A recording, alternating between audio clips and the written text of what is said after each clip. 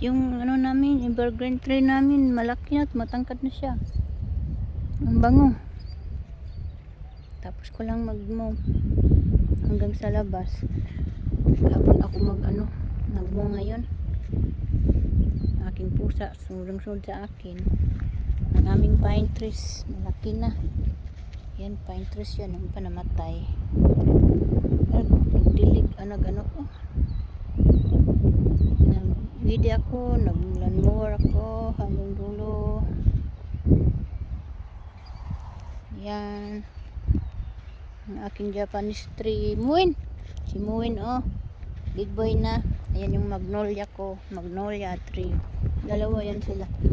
Yung ko, Japanese tree ko. Sarap dito guys sarap dito relax. Wala lang ngayon. Walang sunset ngayon. Yung ko, yung roses ko, ang ganda ng flowers.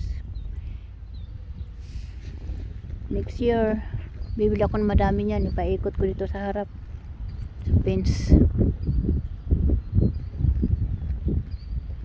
Yan, ako ay tapos na ayos ng aking mga halaman. Yung nagtanim na rin ako ng flowers ko, yung sinya ko. Tapos iyan, aking Japanese tree.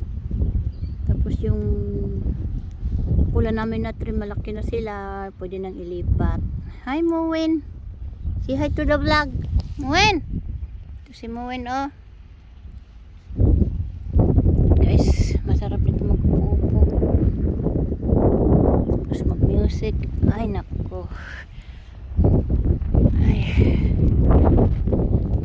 ang sarap dito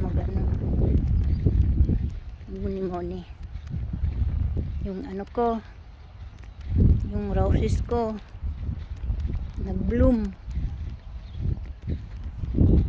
Yan, nag-bloom sila, nag-bloom. Yan ang itatanim ko doon sa harap. Punuin ko yung harap namin one day. Ito, oh. Diyan, iikot ko yan dyan, yung roses dyan. Dyan hanggang doon. Mahal nga lang yan sila, $16 ang isa. Hindi lang. Anuhin ko muna, latang-latangan, tapos pag pag mayroon na ulit.